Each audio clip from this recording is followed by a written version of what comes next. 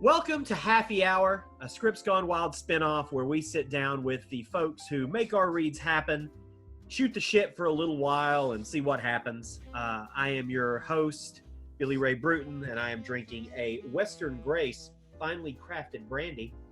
And I am here with our friend Bryan Cogman. Bryan? Hello, friends. I'm drinking, I'm having just a Marquis de Riscal Rioja red wine. Is it delicious? It's quite delicious. I've actually been to this vineyard in Spain, and it's wonderful. And I was delighted when it's at Ralph's now. Like, it's at Ralph's. I used to drink this all the time in Belfast. We drank lots of Spanish wine in Belfast. Well, this delicious brandy is a product of Spain. So we have that in common. We have the Spanish drink in common, which is always nice. This is exciting. No, this is a nice red. Yeah, I'm doing the no sugar, no carbs thing. Oh, that's rough. It's horrible, but this is helping. So, I feel like I want to start off and I want to ask you acting stuff, because you're an you were an actor before you were anything. I was. I guess I am still. I mean, you would. I don't know. I mean, you acted in our read of Rear Window. I did. That was actually. Yes. Oh God, I haven't even had the strength to look back at that. Oh boy, I made the mistake. I made what I imagine is the common rookie mistake on your show, your thing, your project. And I drank straight whiskey. That was a bad idea. Well, there are several common mistakes. One of them is drinking straight anything. The other is people will pregame and drink before the read, and it's like, you don't need to do that. I hadn't done that. Yeah, you're going to drink plenty during the read. You don't need to hadn't done that, but it was straight whiskey. The fucking keyword was Jeff. Yeah. Fuckers. And then my character doesn't come in for 45 minutes, and that fucking script, was that a transcript or is that how it was written? That was an actual script. That was an actual draft of that script. Because Hitchcock probably wanted full camera moves written out. That thing was massive. Even with you lighting 80% of it. It was massive. It's a thick script. Weirdly enough, the only script I've ever seen comparable to that in terms of complexity is Clue. The script for Clue is a monster. Like, it is a lot of stage direction, and it's a lot of camera angles. Like, everything is mapped out in that script. Fun. He must have needed to sort through it. It is such an intricately made, brilliantly made farce. I guess that makes sense. But that's so funny. Yeah, really yeah, I was so drunk. That was the drunkest I was the first time I've thrown up after being drunk in since the rap party of the pilot of Game of Thrones. So that was 11 years ago or so. Oh, you meant it like you were at some friend's house watching Game of Thrones. Yeah, I mean, Yeah. I would always drink. Yeah.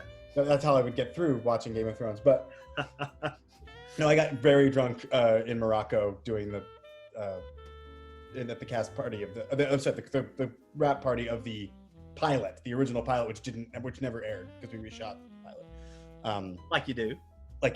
Yeah. But no, this last time. So yeah, I puked right outside this office here and then passed out on the couch, and my wife came down at 3 a.m. wondering where the fuck I was. So she loves you, Billy Ray. I was like, oh, I'm doing Billy Ray's podcast. She was like, what are you talking? No, you can't. It's a weeknight. I said, no, not that one. Not that one. I like being the source of derision in a marriage. Oh yeah. Well, you know. You're the source. You're the source of derision in all kinds of venues. So. I feel like that. I feel like I just need to get the word heel tattooed on my. I feel like that. What is this? So what is this show? How long have you been doing this? Is anyone listening to this? What is well, it's not live. Oh, okay, good. So it's not live. It's. No, but I mean, even now, is anyone? I mean, who? What is this, Billy Ray? We were talking into. We were trying to expand the content that we were putting out for Scripts Gone Wild, and we thought, might as well just chat with people and get drunk or drink. Right. And so this is our 11th. The theme going. This is our 11th episode of Happy Hour. Okay. So we've interviewed some fun people. Interviewed Amanda Wyss and Tom McLaughlin, who directed Friday the 13th. Yes. And, We just interviewed a friend of ours, Alex Marshall Brown. Lots of fun people. Lots of fun So I'm people. hugely disappointed after all those. I'm hugely disappointing, I should say. Oh, I'm already slurring my words. I'm hugely disappointed. If your wife finds you again at 3 a.m., I'm not taking the credit for that. No. I'm gonna be good. Oh my God, it was fun though. I mean, from what little I remember, it was really fun. I look forward to doing it again. We were gonna do Flight of the Navigator. Yeah, we're still gonna do Flight of the Navigator. We were definitely gonna reschedule it. Getting the majority of folks back together has been a challenge. No, it's hard. The schedules have been a little tricky, but we are still planning it.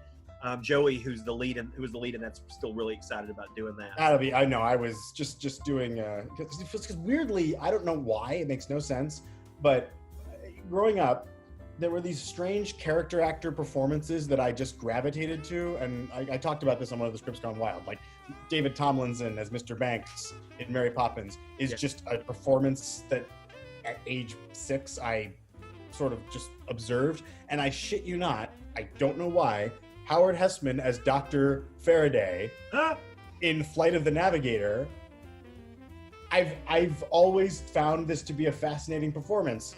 I don't know why. I find Howard Hessman to be generally fascinating. I mean, he was great. He is great. He was great. Where is he? Is he I feel like Howard Hessman died. Oh, okay. I feel like he died. The wonderful thing about doing these is that I have access to the internet. Maybe he's just retired enjoying his life, or he was in Clue too. I feel like he died though. No, Howard Hessman is totally alive, 80 years old. 80 years old, Howard Hessman. He just maybe he's just enjoying, a yurt somewhere. I like to picture him in a yurt. I don't know why. The last thing he did was like 2018, but he's still kicking at 80 years old. Yeah, he's still kicking. So he's still great. I used to love Head of the Class. Head of the Class. Mr. Moore. Yeah, that was he was great on that. He was great on WKRP, of course. Yep. Biggest deal, but he was great in Clue, in his little role in Clue. Wait, so does this mean that when Howard Hessman dies, you and I are going to do an in memoriam screen draft? That's when Clay will finally be like, you know what, gentlemen, our association needs to come to an end. There's not enough of a Howard Hessman fan base out there for you guys. Well, I maintain there is, but he won't understand. I tried to get him when Ian Holm died. I tried to get him to do a Max von Sydow-esque. I was like, Billy Ray and I'll do a patron, and I think he immediately was like, oh no, this is a horrible precedent to set. And I feel like Ian Holm might be more recognized by people than Max von Sydow is for the most part. Well, that's what I said. I was like, this is a great crop of, and I've already insinuated myself into far too many episodes of this show, so it's understandable. But yeah. So yeah, Flight of the Navigator, that'll be fun. I'll say this right now. We're talking about Scripts Gone Wild. I'm putting in a formal request to do any movie starring Charles Laughton for Scripts Gone Wild one day. I want to do a Charles Laughton. Any particular favorites that you would push? We could do Witness for the Prosecution. Yeah. We could do The Hunchback of Notre Dame. I do have to show up, for fuck's sake. I do want to do like a really classic drama and Spartacus. And have it just be fucking ridiculous. That would be fun to do, like a big Bible epic, like Ben-Hur, like something. Commandments. Do a two-part. Be read aloud on a computer. Yeah. That would be amazing. Although that would be fun live to do like back when you can do it live. And that's the struggle right now is figuring out what we want to do during these reads and then what we want to save for the stage. Sure. Like Jaws is the eternal struggle, which is like I would love to do Jaws right now. That's such a movie to do for a stage with a live audience. Yeah, you want to do that with an audience. Same with like Back to the Future and stuff like that. It's like I kind of just want to save them. Yeah. But some of them like Flight of the Navigator, I feel like we could do now. Oh yeah, we could do. Sure. So anyway, sorry, you were going to ask a question. Yeah, that's okay. I was going to ask you because I know you went to Juilliard. Yeah. So you were a serious actor. You were a serious actor. When did you get? How far I've fallen. When did you get the acting bug? Oh, but I don't remember not having it. It was. I don't remember not having it. Yeah. Yeah. So I was doing it. I was wanting to pursue it. I guess I remember as far back as probably age 4. That was the goal. Better yet, when did you lose the bug? Well, it's funny. I've never lost the bug to act, but I don't miss being an actor. That's the problem. I was never particularly good at the lifestyle, the constant rejection. Actor. Yeah, I mean, it's bad enough as a writer producer, but it's as an actor, it was even worse. And also, you know, I was kind of an interest because I did go to Juilliard and kind of came out, you know, guns blazing. But, you know, I looked kind of like this when I was 21. Yeah. It was hard to cast me because I really was an older, I was appropriate for older roles, but clearly not that age. You were losing roles to Pruitt Taylor Vince quite a bit. Yeah, yes, exactly. Yeah. So I could have, you know, the plan was to sort of just, you know, toil for 15, 20 years and then right about now start going out again. And hey, maybe now. Maybe now I will. Maybe I will. I've made the money now. Might as well do it. I just blow it all on being a working actor. But no, but I tell you what, I was just never very good at auditioning. You have to be good at that. That's a skill in and of itself. Yeah. So I know I'm a very good actor, but I was never very good at getting the job. You were good at acting, but you were not very good at being an actor.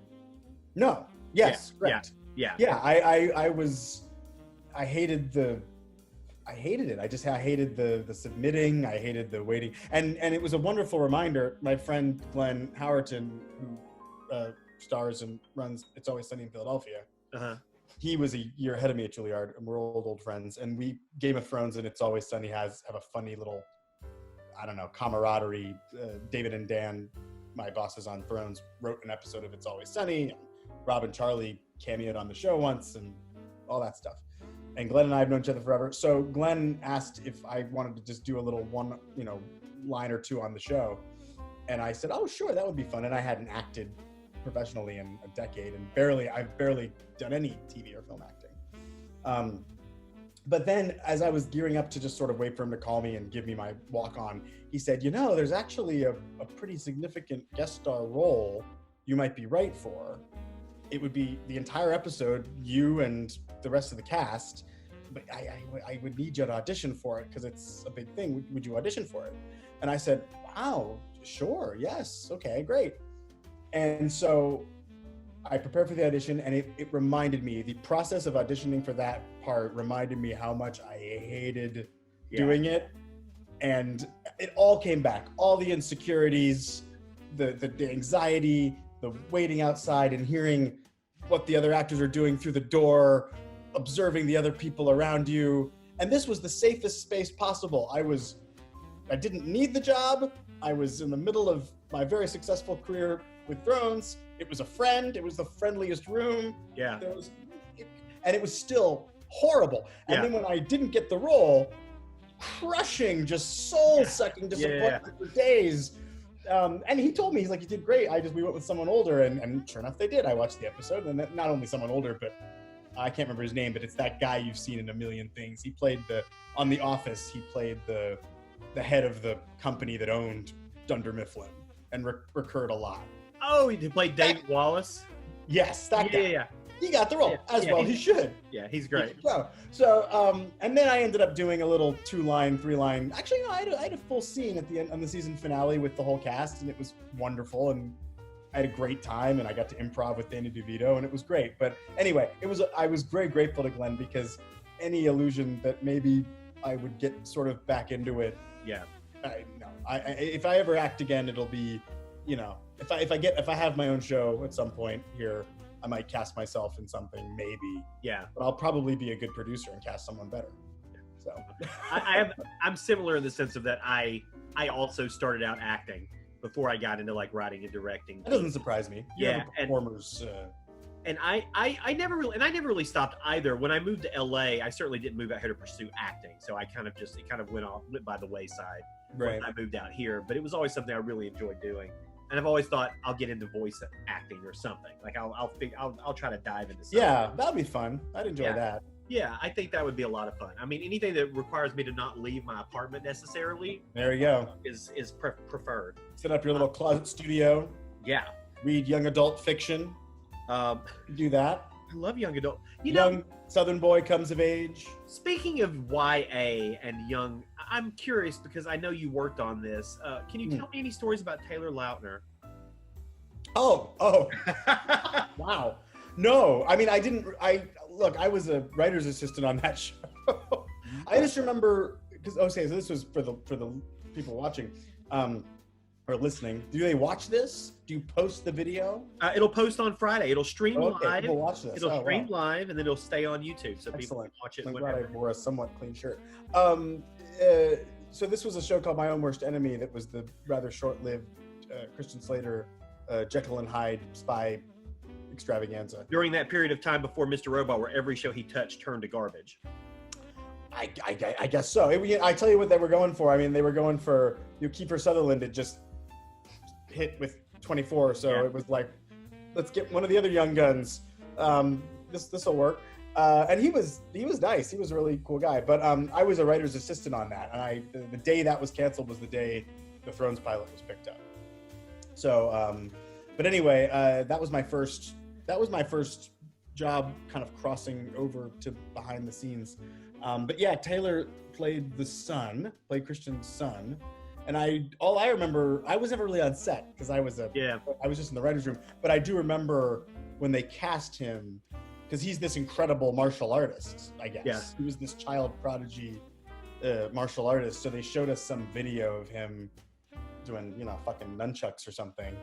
And we were like, whoa, this kid's great. So, but that's it. That's all I have about Taylor Lautner. Too bad he didn't end up with a career. Yeah, he did all right. What's he been up to since Twilight? He lives in Nashville, I think. Oh, okay. I think he's just not doing anything. I have no real stories about that show. I mean, well, all of my best friends I made on that show, all my peeps in Hollywood, my writer friends, or many of them, one of whom is the namesake for one of my children, I met on that show. Another of whom I hired on my latest show when I had my first writer's room. So it's that was an incredible thing. Yeah. And Jason Smilovic, who was the showrunner, was very good to me. But the show was kind of incredible to witness. It was a great education, actually, because it was sort of watching the number one prospect of a network kind of crash and burn over a very short amount of time from kind of the sidelines, so I could have a little perspective. It was fascinating, but an amazing group of, a murderer's row of writers and future showrunners and amazing people. And I just remember thinking, an incredible cast, James Cromwell and Alfre Woodard and Saffron Burrows were on that. Yeah.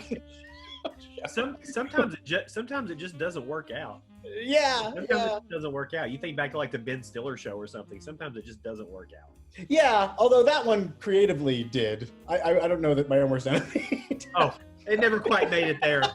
I mean, all due respect to everyone involved, but I don't think it was what everyone hoped. But anyway, everyone was. I mean, it was an amazing learning experience, and I was the writer's assistant. And Smilovic wants his writer's assistants to essentially be court stenographers. He wants every word, and I became pretty brilliant at that. So that's a skill I can use at some point when this all dries up.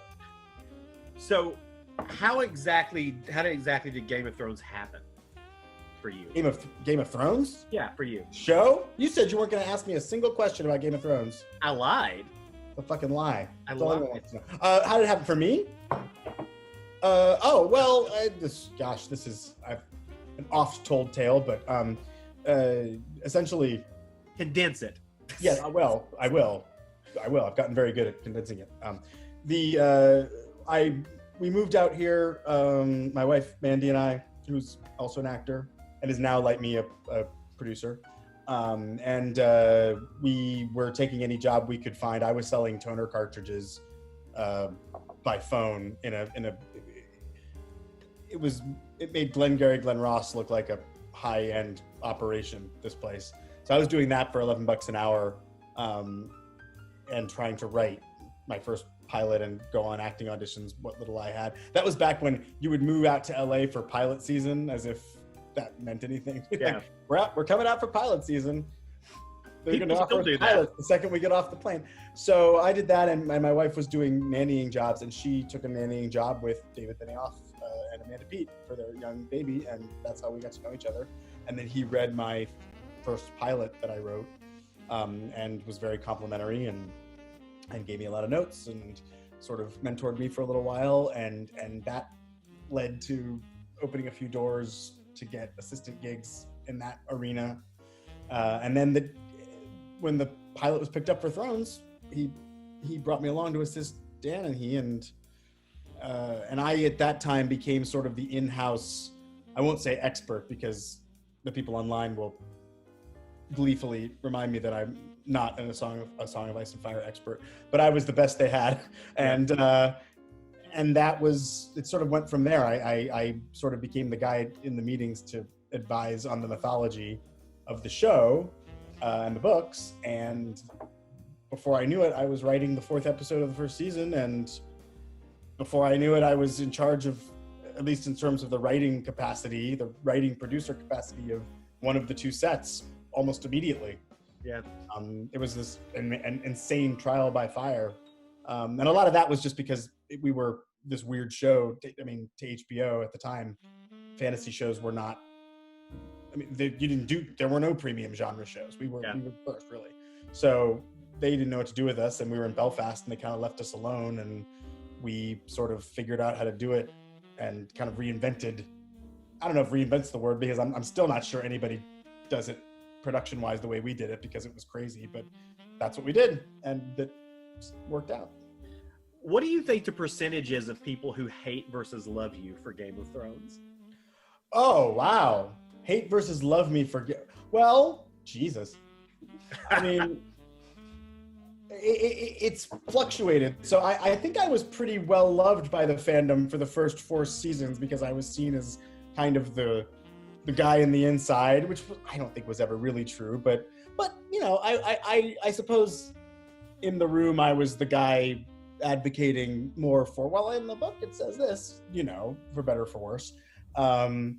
So I think I was known for that for a while, but then I was assigned one of the most controversial episodes in the show, which was the Sansa wedding night rape episode. Yeah. Which was admired by some, loathed by many, tolerated by others. So I got a lot of blowback for that, as if it was entirely my idea and my fault. And I look, I'll still stand by the episode, but I bore the brunt of that. So I was kind of public enemy number 1 there for a while, and then I kind of coasted. And then I think my final season episode was pretty well regarded by most. And then the finale and the back half of season 8 was disliked by several people. And I think some like it too. I think the people that hate it are more vocal than the people that don't. I like it. I know you've mentioned you liked it, which great. Thank you. But I think my episode was generally well liked in the final season, even by people that hated the final season. And I'm very, very proud of that episode. But I think one of the reasons people like it is it's a relatively gentle episode where nothing horribly controversial happens. So it's kind of easy to like. I'm very proud of it. I'm not trying to be self-deprecating, but it is kind of easy to like, because it's sort of a love letter to the actors, as I've said, and to the characters. Darren Franich didn't like it, though. I remember that. Darren Franich, my friend Darren Franich. Not that he was my friend back then, so it's not really. He didn't even like that one. The only redeeming quality about Darren Franich is that he likes the good fight as much or more than I do, and that's his only redeeming quality. Good Fight's a hell of a show. Good Fight's a hell of a show. So Darren, I remember, was sort of ho-hum on my final season episode, but we won't hold that against him. Anyway, that was a long way of saying, I don't know, what would you ask the percentage? I don't know. Let's say amongst general fans, maybe it's 50-50. I don't know. Yeah, okay, that's fair. It's kind of had some time. Die-hard book people, I think, still hate me for my association in general with it. But who the fuck knows? I did my best. You're never gonna make everybody happy. And I was really pleased with that last episode. I was pleased to be able to have that one to do.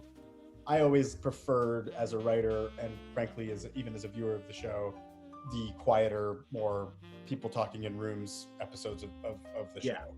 So and even just in terms of my on-set experience, I probably enjoyed the earlier half of the series, maybe a little more than the second half, because I had a little less. I just had less to do from day to day in the final 2 seasons, because those seasons were shot. They were big budget kind of spectacles, and there was just simply less for me to do as a producer, because you'd go. There'd be a week where it was essentially shots of people running and screaming and cranes and green screen, and there wasn't much for me to contribute. Whereas as an on-set producer, where I really was able to contribute and collaborate with the actors and the director was in those meaty kind of dialogue scenes. So I appreciated very much the guys giving me that second episode, that last season. That was a real gift to let me have it, and let me run with it. Yeah, I think it worked out well. Sure. I mean, I think the show. Well, I think we talked about this when we were doing Max von Sydow. I think I'm never going to tell anybody how to feel about the show, about how it ended up, or any of it. But I do think that in some circles, or in some way with the critical hive mind of it all, everyone was kind of going insane with the end. I think there was this idea, which frankly I think is false, that it was the last show everyone was going to watch together. I don't think that's true, especially now, because everyone's home watching everything. Yeah. But I think there was this weird collective cultural fear that this was the last water cooler show. I feel unfounded. But I feel like the same thing got said about Lost when Lost was at the end. Yeah, exactly. And so I think everyone went a little nuts, and every single moment was just, which is fine, good. I guess you want something that you make to have enough interest that people are analyzing every frame, but it was rather exhausting at the end. I mean, I still feel kind of exhausted by it. It's weird to even think about, I don't know. Well, it's a lot. I mean, I'm sure it's a lot of pressure. I mean, it's a lot of pressure to have on you to know. I mean, in some degree, to know like there are that many people putting so much stock into every single thing that you're doing. Yeah, and it's great. I think where it bothered me and still bothers me is when it turns personal in a way that, and that happens. And I catch myself doing it. I've tried very hard to never even publicly, like if I don't like a movie, I don't tweet about it. Yeah. I even try to be careful when doing screen drafts to generally pick genres that involve people who are dead, so I'm not slagging off people who are working currently. Yeah. And that doesn't always happen. I mean, sometimes I do have to express a negative opinion about something that's more contemporary, or somebody that is, but I try not to, because I just know how that feels, and I also might work with that person. No. For all I know. But even that said, even when I criticize, it's when someone makes a personal judgment about me, and certainly as my boss. I mean, I really haven't borne too much of this. It was my former bosses, really have just been kind of raked over the coals. Yeah. As judgments about them as human beings, because of creative choices made on the show. Yeah. And that's a very easy thing a trap to fall into. Any viewer does it.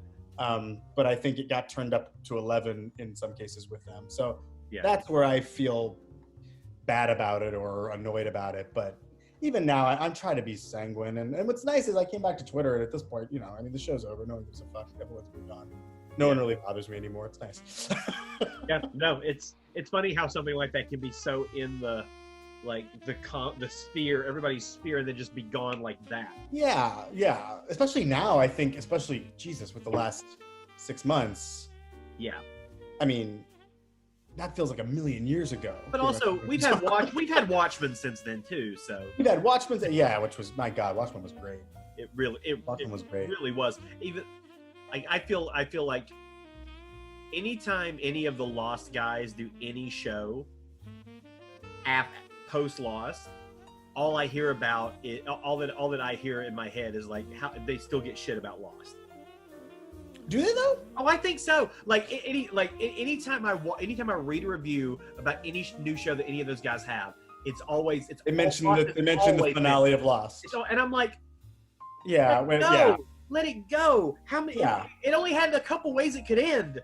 And I'm sure that'll happen. That'll probably haunt David and Dan and maybe me for the rest of our careers too. I mean, possibly. I don't know.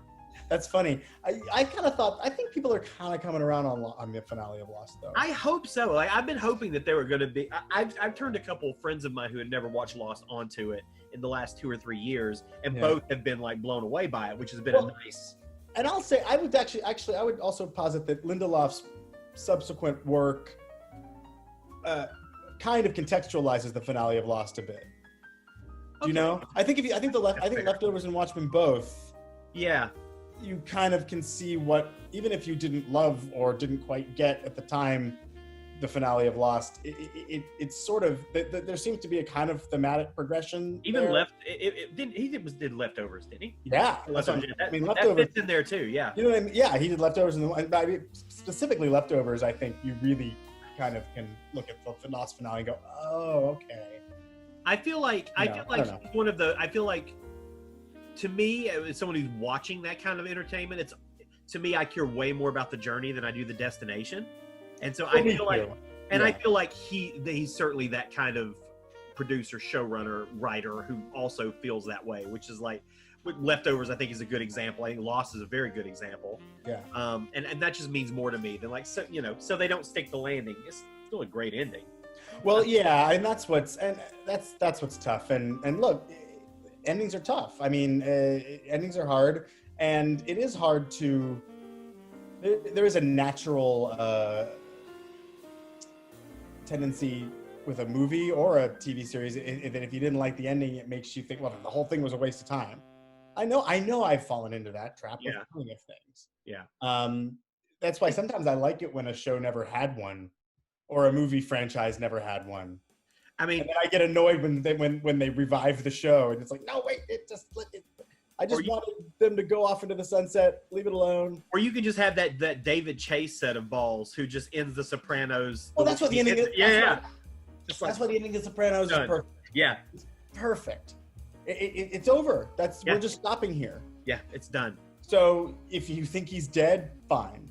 Yeah. If you think this means he's always looking up, fine. Or maybe we're just stopping here. Yeah. I think that's what, and I personally think that's what it is. Tony Soprano, if you want him to still be alive right now in the reality of the show in 2020, great. I'm curious, what do you think, this is just my own curiosity, what show do you think in television has stuck the landing the best in terms of a finale? Oh. Wow. I know what mine would be. Stuck the landing the best. I mean, I can think of a few. I'm one of the guys that thought Breaking Bad ended perfectly. It did.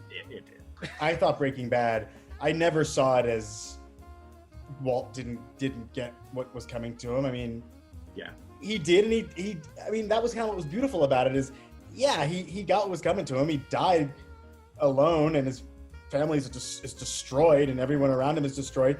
But yet, he also died with the only thing he ever really loved. So that was beautiful, and it was messy. Yeah, there is this tendency, I think, again in these days that a show's creator needs to judge its bad actors that are in its story. Yeah. So if a show creator has created an immoral person, that person must get his or her comeuppance. Otherwise, the person who has made the show is advocating for that behavior, endorsing that behavior. Yeah. And I know there was a lot of kind of bullshit criticism that Walt, should have been drawn and quartered. Yeah. And I thought that was beautifully ambiguous. I think that one holds up well. The other one that just sprung to mind, I thought the ending of. Did you watch Justified? No. I've watched parts of Justified. I know. I've watched parts of Justified. I've never watched it I watched a lot of the Margot Martindale season. Oh, and that's the best season. Yeah, that's the best season. A lot of that. But I thought the Justified ending was pretty perfect too. Justified is a tricky show because they clearly wanted it to be Elmore Leonard-esque villain of the week procedural for like the first 6 or 7 episodes, and then clearly they realized, oh no, this needs to be a serialized. Each season is a novel format. Yeah. So about midway through season 1, they course correct, and then it's, but that's a phenomenal finale. Yeah, I need to watch that show. God, what else? Because one of the actors in that was in the show that I was going to say, which is mine, which is The Shield. The Shield ending. I love the finale of The Shield. Another just great ambiguous ending. Oh yeah. I also just think the world of that show. I think that show weirdly gets left behind in all these discussions of like the golden age of TV. You always hear The Sopranos and The Wire, and which are all founded and well, but like The Shield was kind of at the beginning of it. And it was a trailblazer. I mean, it was certainly FX. I think it was sort of the show that sort of put them on. It's so good. Like Michael Chiklis in that show. I mean, there is no Walt in Breaking Bad or any of these things, I don't think, without Michael Chiklis in The Shield. No. He also set the precedent for like actor known as kind of funny comedic, quasi-comedic guy doing, heel turn. Yeah. Not unlike Cranston, who people forget he was the dad from Malcolm in the Middle. Yeah. Yeah, which is still insane in a lot of ways. Yes. The dude's just versatile as hell. I mean, he's the best. But yeah.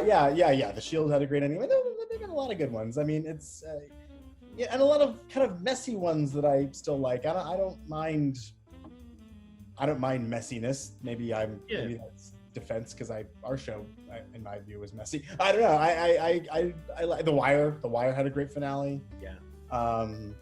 So yeah, I mean, but again, I agree with you. I think the journey is the most important thing, Yeah.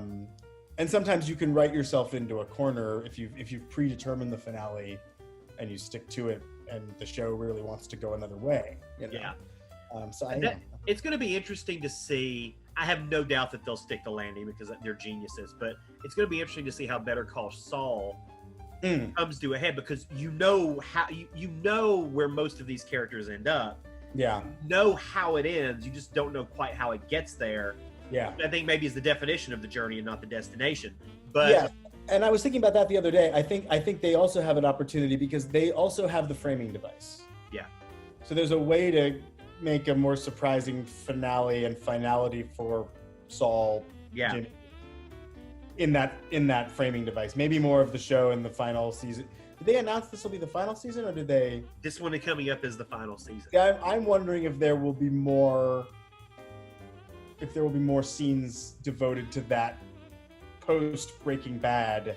Yeah. Reality. I feel like there would have to. No, there would have to be. Yeah.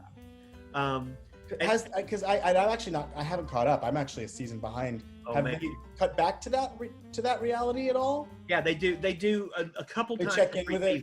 Only at the beginning and the end. The first episode and the last episode of each season. Okay, so maybe well then they might just yeah, or not. Maybe it really just is about getting him to that first scene with Cranston. But in this new season, the one you have not caught up on yet, there is an extended scene in that one of those, which is longer than they've been before. Which is okay, cool, and that deals more with the events of Better Call Saul as opposed to the events of Breaking Bad. Yes. Yeah. That's great. And I'll just comment on this because it just happened today, but I also feel compelled to point out that today was Emmy nominations day. And once again, for the consecutive time, Ray Seahorn not nominated for Better Call Saul. Yeah, that was a big surprise. Travesty. It is a travesty beyond travesties. Yeah.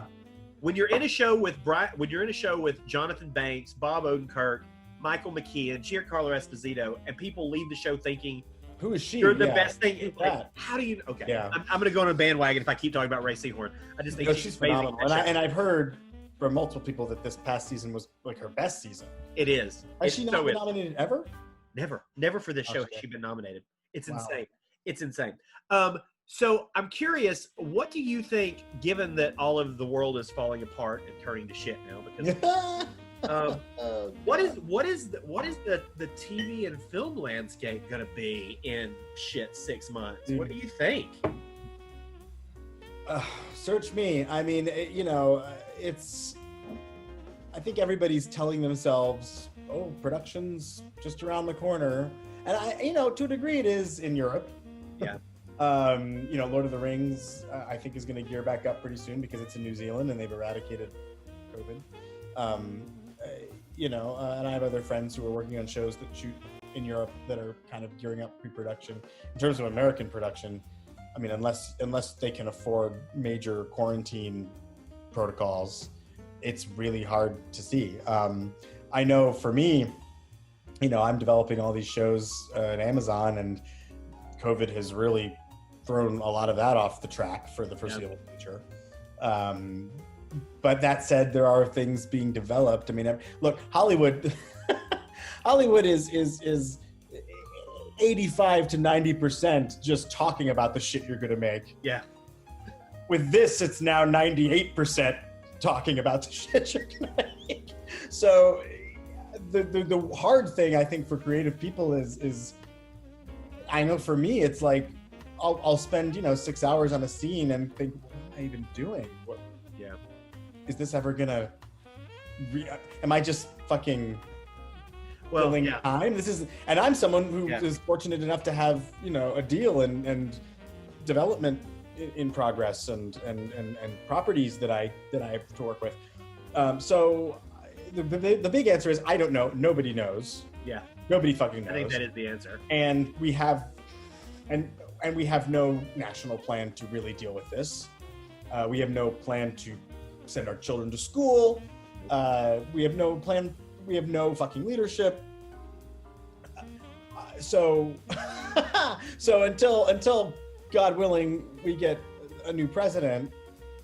Ooh, but even then, I mean, Jesus Christ, that only does so much. Podcast, but it's like let's say Biden gets elected, the entirety of his 4 years, and he must know this, will simply be cleaning up the mess. It's going to be fixing the previous 4 years. It'll be cleaning up the mess and getting, I hope he has the foresight to do this, prepping the heir apparent.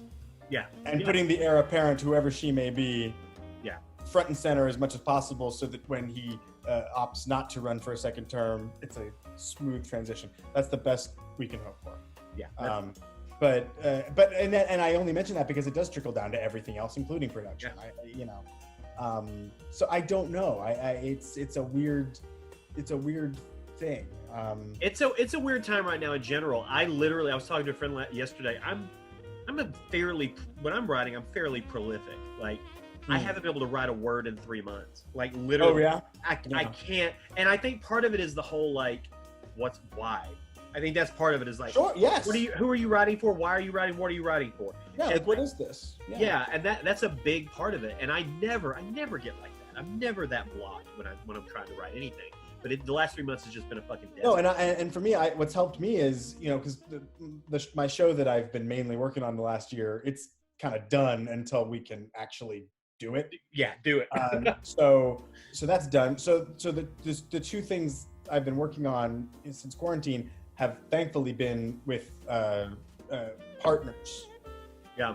And that's helped enormously because I've got accountability. So this other show that I'm developing is with another writer, and I actively sought someone out because I just needed to be to somebody. Sure. And then this movie, I'm writing a movie, but then I've got a movie going with Clay, funnily enough. Oh yeah.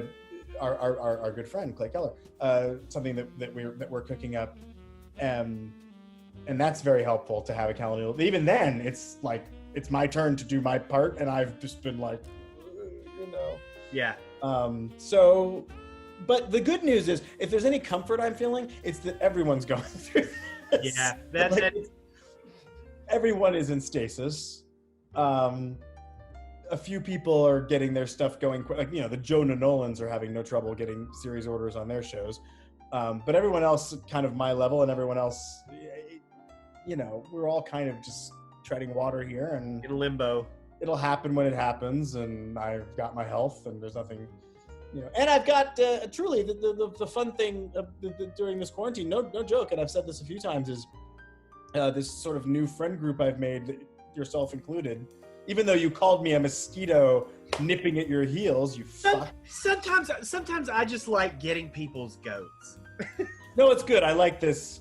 It's but I came into this. I like these fake rivalries that I've Well, created. no, I know. I With came people that this, I really just enjoy the hell out of. But I came into this interview. I was planning to just play the character of your nemesis in this interview, but I get along with you too well, so it just became a nice conversation. I was like, oh, we have to keep this Kimmel Matt Damon thing going. Me being Matt Damon in this scenario, of course. The way I look at it is that we'll keep it going on the podcast. We'll see. Screen Drafts needs a good heel. Indeed. It needs a good heel. I like to serve that purpose. Yeah. No. I like to just go in and do it with aplomb. Yeah. And I've come in to class up the fucking show. And we gotta. It needed some panache. It needed some panache. But well, I mean, God knows Darren wasn't providing it. No, God, no, Lord, no. I mean, wait, aren't we drafting something at some point? Didn't we say werewolf? You and I? Well, yeah, I think we are. Although, again, Clay's like, Jesus, you guys, it's enough already. I just sent him another draft. Literally earlier today. No, he's the poor man. He's kicked ours. I don't think we're going to be doing ours till like the end of 2021. Oh yeah, no, it's I mean, I've got 2 more Western drafts. I've got another Halloween draft. I've got I've got 3 scheduled plus a Christmas themed one. So he's just like, fuck you and Billy Ray can draft on your own time. I mean, we're just trying to give the people what they want. This is the thing. The fans. The fans in my mind are demanding it. I mean, nobody wants to hear Graham Skipper again. No, I'm kidding. Actually, the next one I'm doing is with Graham. So I knew that. Oh my God. That'll be a fun one. To see. Yes, we haven't announced that one yet, but that will be. For those of you at home who don't know what we're talking about, it's a podcast called Screen Drafts. They don't know this. They're fans of yours. They don't listen to Screen Drafts. Surely they should. I mean, Clay co-hosts Scripts Gone Wild now every other week. Yeah, I assume that anybody listening to this knows your other work. I would hope they do. But no, it's been a real joy getting to know all you all and Maureen and Oriana and the whole collective, and because I've always kind of wanted people as obsessively nerdy as I am to talk with, and it's I've never quite found them. Yeah.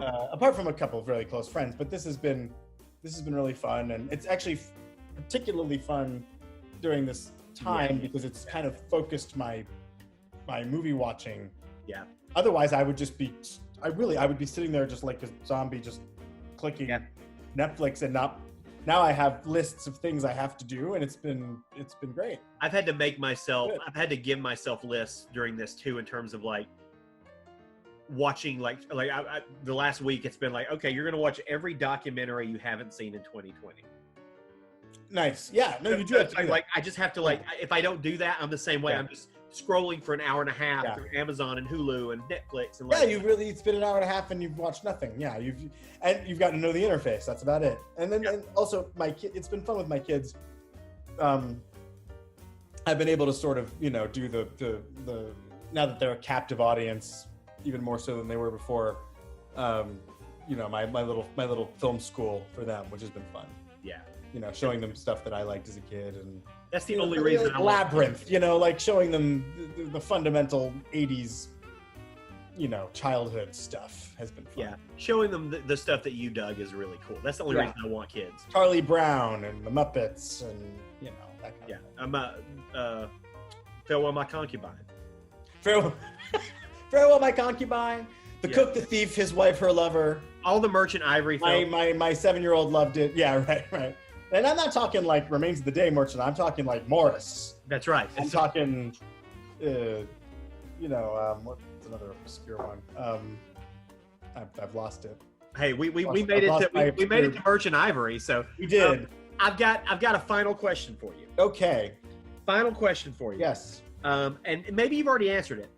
What would be your dream project to revitalize? I'm going to use the word revitalize. To revitalize. I'm not going to use the word remake or reboot, but revitalize. But yet that. Like you mean something that exists already in some form. In some form. That you could take stewardship of and create. It could be a film, a series, Okay. whatever the quantity is. There's a few. There are a few. Okay. Well, my favorite book is Ragtime by E.L. Doctorow. Okay.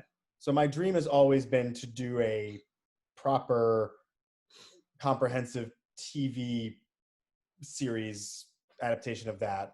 I found out recently that someone I think is doing it, which kind of broke my heart. I tried for years to get it, and the rights were all fucked. And then this last year, the rights became unfucked, and no one told me, and now someone's doing it. But that would be a dream, simply because that book, I don't know if you're familiar with that book, but it could not be more timely. It is about police brutality of African Americans, the fear of the immigrant, and the white man feeling like his time is numbered. Everything going on now is distilled in that book that takes place in 1910. Well, I'm a big fan of the musical. The musical's terrific. And I like the Milos Forman film. I do too. It's just incomplete. You could only do so much in a movie. For sure. And he picked the Cole House Walker subplot for obvious reasons, because it's the most inherently dramatic of the three. But it needs a bigger, comprehensive treatment. That was always my dream to do. So I guess that probably wasn't the best answer because someone's doing it. And then, truly, I've been watching a lot of Shakespeare lately, getting back in touch with my classical roots for a future Screen Drafts episode. And I have. Oh, Lord, are you doing Shakespeare adaptations? Oh my God. I don't know. I'm going to pull my hair out during that read. I don't know. Are we? We'll find out. Clay already hinted at that on Twitter, so I don't feel too bad about it. Is that what you and Graham are doing? I don't know. Okay. I'll leave it. I don't know. I'll leave it. I don't know. I don't know if Graham's involved. I'll tell you off mic. But in any event, the character, the play Othello and the character of Iago. Iago was my Juilliard audition monologue. When you asked about acting at the beginning, I don't miss being an actor, as I've said. I sort of miss acting.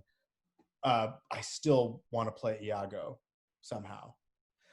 Because to me, the best, and I've seen it. I've seen the movie. I've seen every version of Iago. I've seen it on stage often. But to me, Iago, the best Iago is me. Is someone like me. In as much as Iago should be just a non-entity. And I don't mean to be self-deprecating, but he shouldn't look evil. He shouldn't even look like anything. He should just look like that guy in the room that you don't notice, that seems nice enough, that gets along pretty well with everybody, that doesn't get the promotion but does okay. The type of character actor that the kind of persona that I could play. And so I've always wanted to play Iago because that's who he is. He's not the obvious villain. He's everybody's friend, which is how he gets what he gets done. Yeah. So reading it again and seeing a few of the films and does that include the movie O? Sorry? Does that include the movie O? Yeah. I haven't rewatched O. I haven't rewatched, but O's a very good movie. Although even then though, like Hartnett's too good looking. Iago's got to be just this dude. Yeah. That no one would suspect of any of this. So that character and again, and the story of Othello and everything that's going on in the world right now, contextualized. I don't know. I've been thinking about that play a lot. So there's something I'd love to do with that in some form, somehow. I don't know what. Yeah. But there's an incredible filmed stage production of the play with Ian McKellen playing Iago. And I don't know if you should look at it on YouTube. He plays him as this kind of Cockney beat cop, and it's incredible. It's just incredible. Anyway, so I've been thinking about that a lot, but I don't know. I'd love to do a Western too. I'd love to do. You and me both. And all this Western stuff on Screen Drafts has rekindled that love. But yeah. I'm looking. I will say I'm looking for something that has a kind of thematic social relevance. Yeah. I don't know why. I just am. Well, I think that's a delightful place to end our little happy hour. Good. I'm going to do a couple of quick plugs. Coming up on August 5th, we have a reading of Dirty Dancing, which should be a lot of fun. We've got some musical performances for that too, which will make it even more fun. Wow. And oh wow, you're gonna do the song. Oh, we're doing some of the songs. I'm gonna have to watch that one. Okay. It's gonna be a good one. And then on August 12th, we've been name dropping Graham Skipper. He wrote a script in 8th grade called Star Wars, Star Trek: The Expulsion, where he combined the worlds of Star Wars and Star Trek. We are reading his 8th grade script on August sweet 12th. Graham. Oh, fabulous. And Captain Picard may wield a lightsaber. Okay. And then finally on August 19th, we've got an all-female, all-person of color read of Reservoir Dogs, which will be yes, that's very exciting. Yeah, yes, I think that was going to be a lot of fun. And then, so you can follow us on the socials at Scripts Gone Wild. You can visit scriptsgonewild.com. Or if you want to support us, go figure, you can do that at patreon.com/scriptsgonewild. Thank you, Bryan, for joining us for chat. My pleasure. This was fun. This was a nice conversation. I know we didn't tear each other apart. We didn't do that at all. We'll save that for we'll save it for later. We're exposing our seat. We're exposing down to the audience that this is all Wait, hold on. God damn you! Yeah. That us being nice was the act. Yes, that's right. We actually are sworn enemies. Grr.